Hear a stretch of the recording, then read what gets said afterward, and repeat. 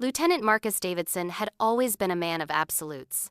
Black and white, right and wrong, strong and weak. In his 12 years serving in the Navy, he had built a reputation as a tough, no-nonsense officer who demanded excellence from everyone under his command. Some called him strict. Others whispered he was a tyrant.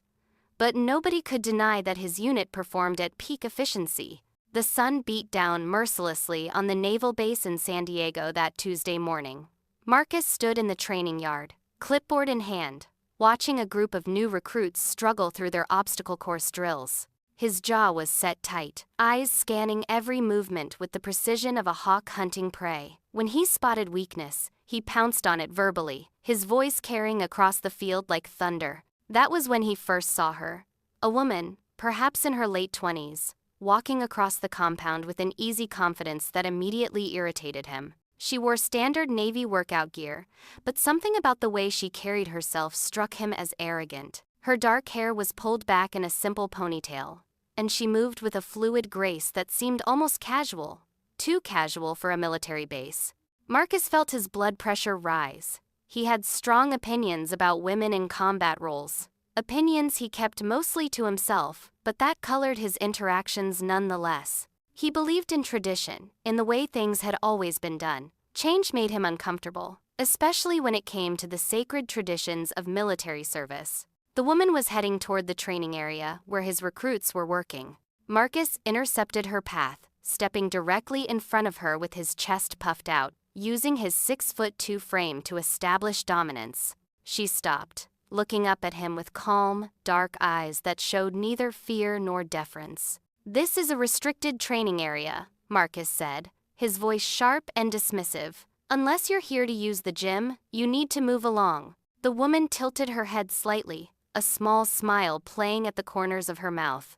"I'm exactly where I need to be, Lieutenant." The way she said his rank, without adding sir, without showing the automatic respect he was accustomed to receiving, made something snap inside Marcus. He took another step closer, invading her personal space in a way designed to intimidate. "Listen here," he said, pointing a finger dangerously close to her face. "I don't know what unit you're assigned to, but around here, we follow protocol. We show respect to superior officers. And we certainly don't interrupt training exercises with whatever civilian attitude you brought with you." The woman's expression didn't change. If anything, she seemed amused, which only fueled Marcus's anger. Around them, several recruits had stopped their exercises to watch the confrontation, sensing the tension in the air like animals before a storm. "I suggest you check your tone, Lieutenant," she said quietly, but there was steel beneath the softness of her voice. Marcus laughed, a harsh, mocking sound. "Or what? You going to report me? File a complaint about hurt feelings?" He leaned in closer, his face now inches from hers. "This is the Navy, sweetheart. If you can't handle a little direct communication, maybe you should reconsider your career choices." What happened next occurred in less than 2 seconds, but it would replay in Marcus's mind for months afterward. The woman moved with blinding speed, her hand coming up in what he initially thought was a defensive gesture. But instead of blocking or retreating, she tapped his chest firmly, right over his name tag, with 2 fingers. The gesture was so quick, so controlled, that by the time Marcus registered it, she had already stepped back. "That's a warning," she said, her voice still calm. "The next time you invade someone's personal space like that, you might not like the response you get." Something primal and stupid took over Marcus's brain. Perhaps it was the public humiliation of being challenged in front of his recruits. Perhaps it was years of unchecked authority going to his head.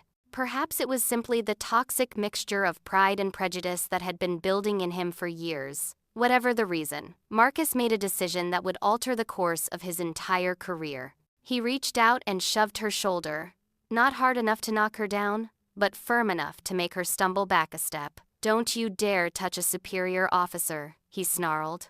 The woman regained her balance instantly, her expression finally changing from amusement to something harder, colder. She opened her mouth to speak, but Marcus was past listening.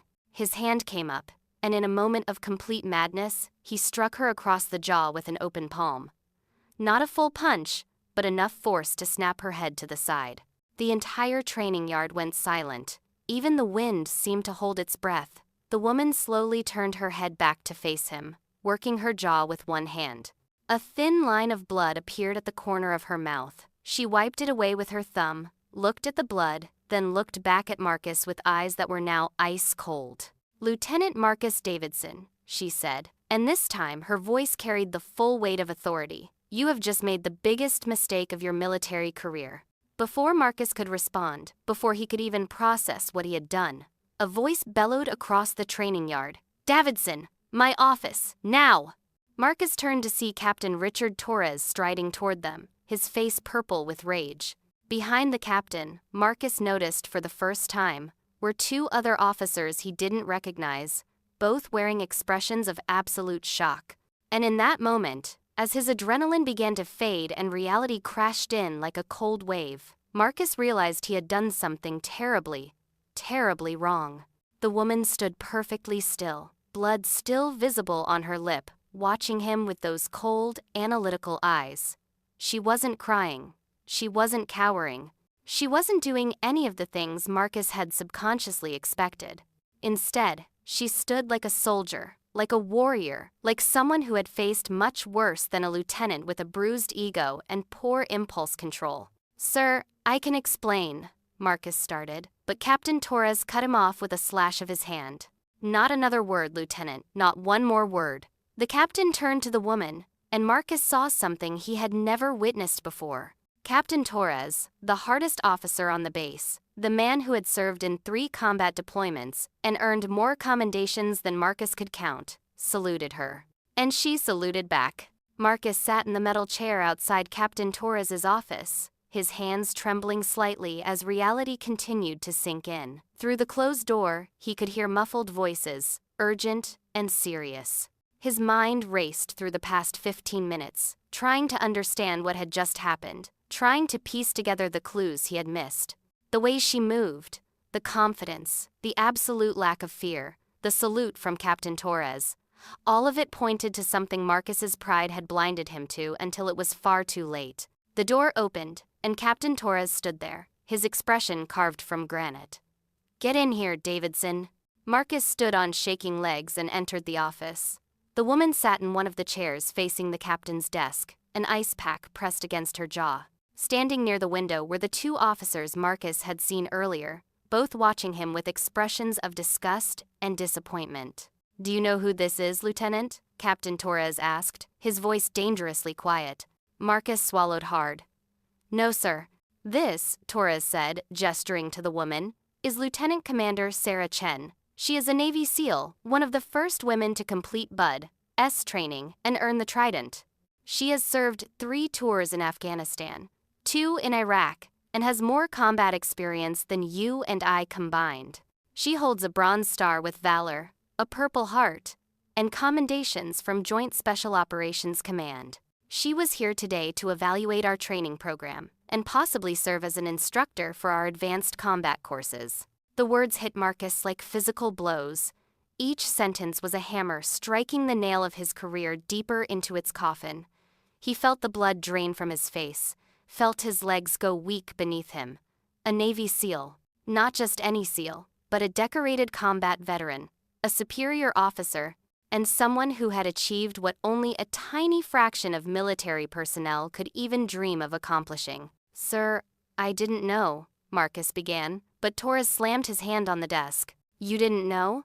You didn't know because you didn't ask. You didn't bother to find out who she was before you assaulted her. You saw a woman, made assumptions, and acted on your prejudices, rather than your training." Sarah Chen lowered the ice pack, revealing a bruise already forming along her jawline.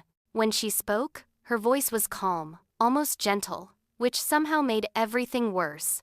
"Lieutenant Davidson, do you know what I was doing before I walked onto that training yard?" Marcus shook his head, unable to meet her eyes. "I was reviewing your service record," she continued.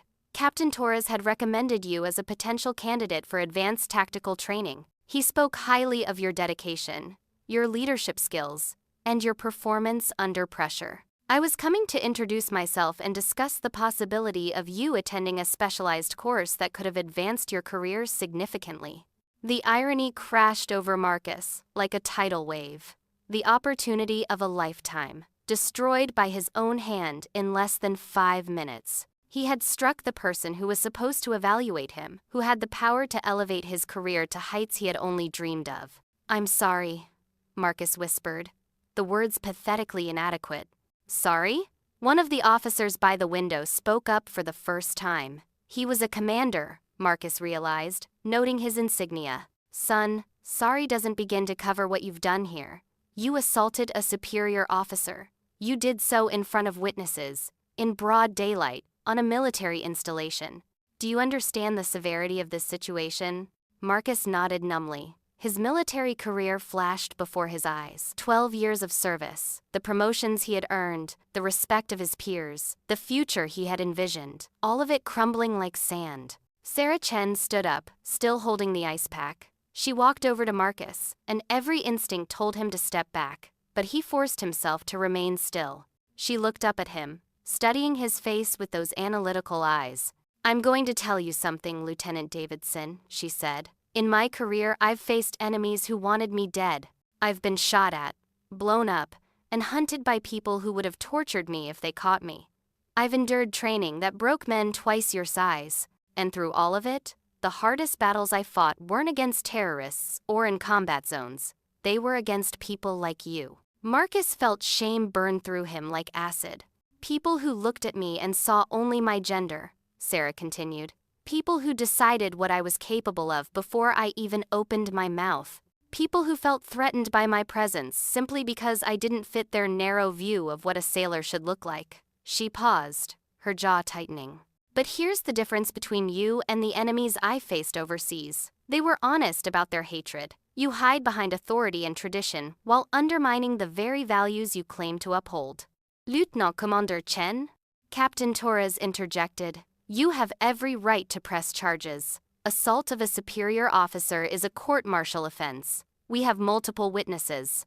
This is an open and shut case." Sarah turned to look at the captain, then back at Marcus. The room held its breath. Marcus's entire future hung in the balance of whatever she said next. He thought about his family, his mother who had been so proud when he earned his commission, his younger brother who looked up to him, his ex-wife who had left him because she said he couldn't control his temper. "I should press charges," Sarah said slowly. "By every rule and regulation, I should end your career right here, right now. You deserve it." Marcus closed his eyes, waiting for the hammer to fall. "But I'm not going to," Sarah continued, and Marcus's eyes snapped open in shock. "Not yet, anyway." "Ma'am?"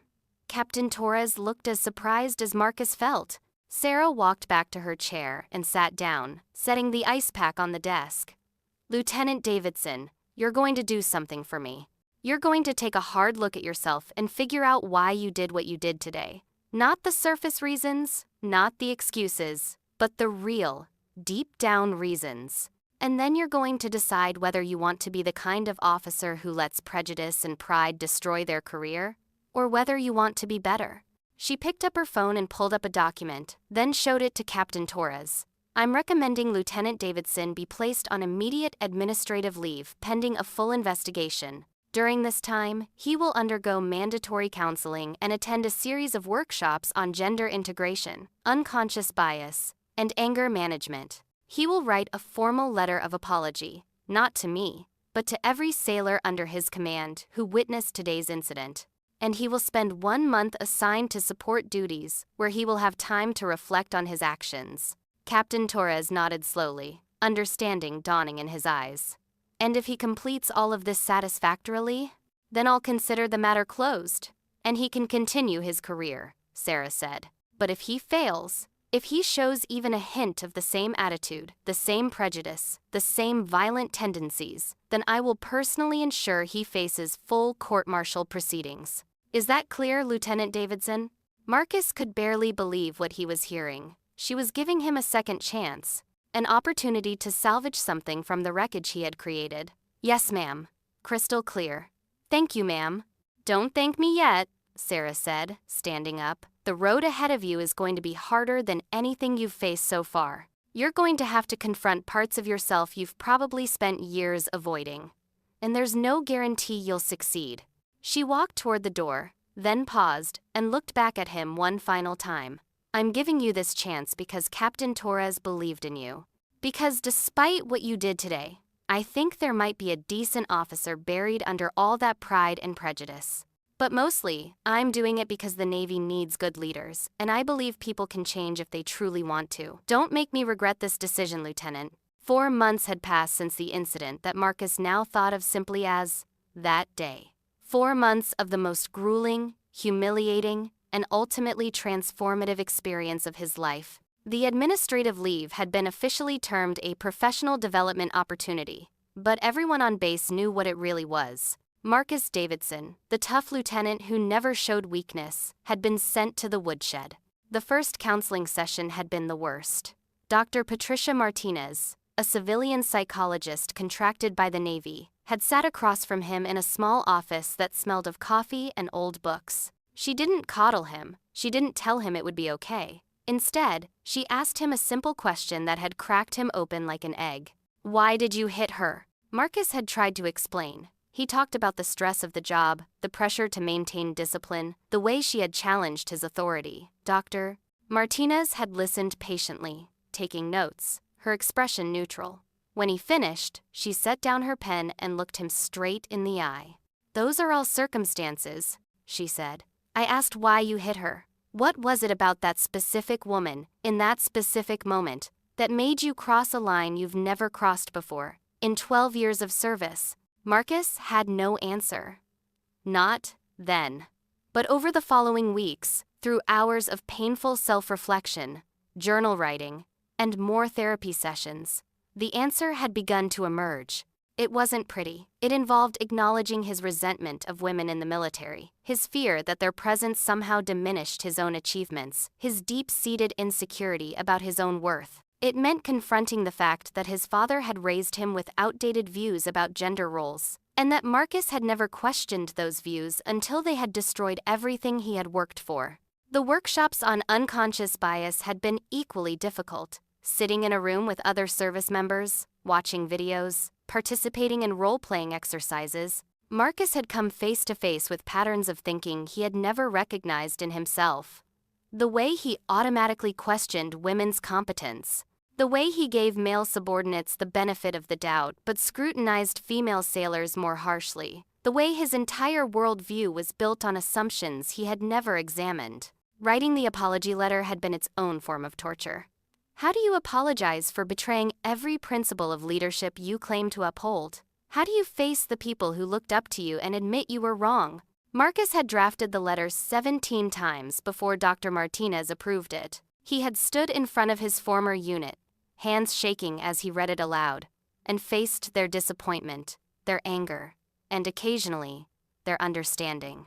The support duties had been humbling in a different way. Marcus spent weeks cleaning equipment, organizing supply rooms, and performing tasks usually assigned to junior enlisted personnel. He worked alongside people he had once commanded, doing menial labor that gave him endless hours to think. Stripped of his authority, reduced to the most basic level of service, Marcus had rediscovered something he had forgotten: the fundamental dignity of all work, all service, regardless of rank or position.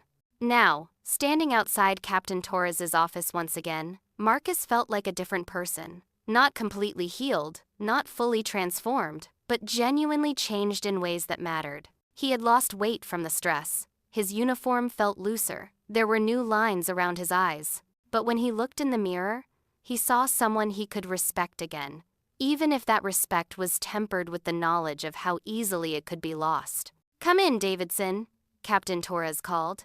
Marcus entered to find not just the captain, but Lieutenant Commander Sarah Chen, sitting in the same chair she had occupied 4 months ago. The bruise on her jaw was long gone, but Marcus could still see it in his mind's eye, a permanent reminder of his worst moment. "Have a seat, Lieutenant," Torres said, his tone neutral. Marcus sat, his back straight, his hands folded in his lap. He had prepared himself for this meeting, knowing it would determine his future. Sarah Chen looked at him with those same analytical eyes, but without the coldness he remembered from before. She was evaluating him again, he realized, but this time with genuine curiosity rather than disappointment. I've reviewed your progress reports, Sarah began, holding up a thick folder. Dr. Martinez says you've been an exemplary client, engaging fully with the therapeutic process. Your workshop facilitators reported that you asked thoughtful questions and showed genuine willingness to examine your biases. Your apology letter was sincere and specific. And the enlisted personnel you've been working with say you've been respectful, hardworking, and humble. Marcus nodded, not trusting himself to speak yet. I also spoke with some of your former unit members, Sarah continued. Sailors you commanded before the incident. The picture they paint is complicated. They describe a demanding officer, sometimes too demanding, but also someone who cared about their development. They say you pushed them hard but fairly, at least when it came to the men. Several women mentioned feeling like they had to work twice as hard to earn half the recognition.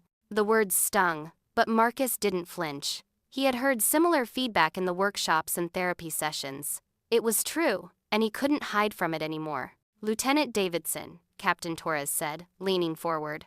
The question before us today is simple. Do we allow you to return to active duty, or do we separate you from service? Marcus took a deep breath. Sir, ma'am, I know I don't deserve another chance. I know that what I did was unforgivable. If you decide to end my career today, I will accept that decision with no protest. I have no right to ask for mercy. He paused, choosing his next words carefully. But if you do give me that chance, I swear on everything I hold sacred that I will spend the rest of my career proving that your faith was not misplaced. I will be the officer I should have been all along. I will treat every sailor under my command with the respect and dignity they deserve, regardless of their gender, race, or background. And I will never, ever let pride or prejudice cloud my judgment again. Sarah Chen studied him for a long moment, then reached into her bag and pulled out a thin book. She slid it across the desk to Marcus. Do you know what this is? Marcus picked it up. It was a training manual, standard issue for advanced tactical courses.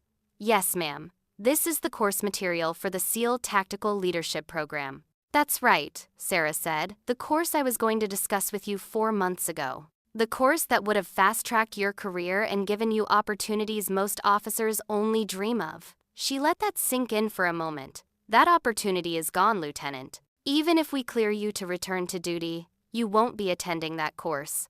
Your actions have consequences that extend beyond the punishment you've already received. Marcus nodded, feeling the weight of what he had lost settle on his shoulders once more. I understand, ma'am. However, Sarah continued, and something in her tone made Marcus look up sharply. There is another opportunity available. The Navy is developing a new program focused on integrating lessons learned from gender integration into leadership training. We need officers who understand these issues, not just intellectually, but personally. Officers who have confronted their own biases and come out the other side. Officers who can speak authentically about the importance of respect and inclusion, because they know what happens when those values are abandoned. Marcus's heart began to beat faster. Ma'am, I'm offering you a position as an assistant instructor in this new program, Sarah said. It's not glamorous. It's not a fast track to promotion. You'll be teaching workshops similar to the ones you attended, helping other officers examine their own biases and assumptions. You'll be publicly acknowledging your mistakes over and over again, using your story as a cautionary tale. It will be uncomfortable and sometimes humiliating, but it will also be important work that could help prevent other officers from making the mistakes you made. Captain Torres added, this is contingent on several conditions. You'll continue with monthly counseling sessions for the next year. You'll be under closer scrutiny than other officers at your rank. Any hint of discriminatory behavior or violence will result in immediate separation. And you'll write a case study about your experience that will be used in officer training across the Navy. Your name will be attached to it. Your mistakes will become part of the official record. Marcus felt tears pricking at his eyes, but he blinked them back.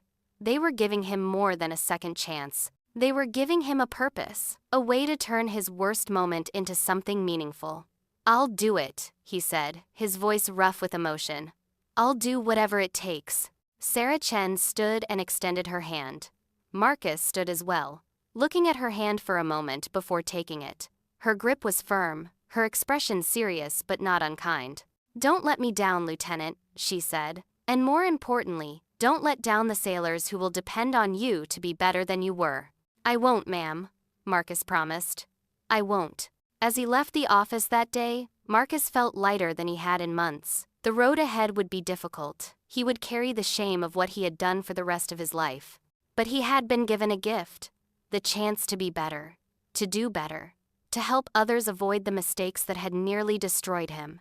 He had struck a Navy SEAL and learned far too late who she really was. But in that painful lesson, he had discovered who he could become. And that, Marcus thought, was worth every moment of the journey ahead.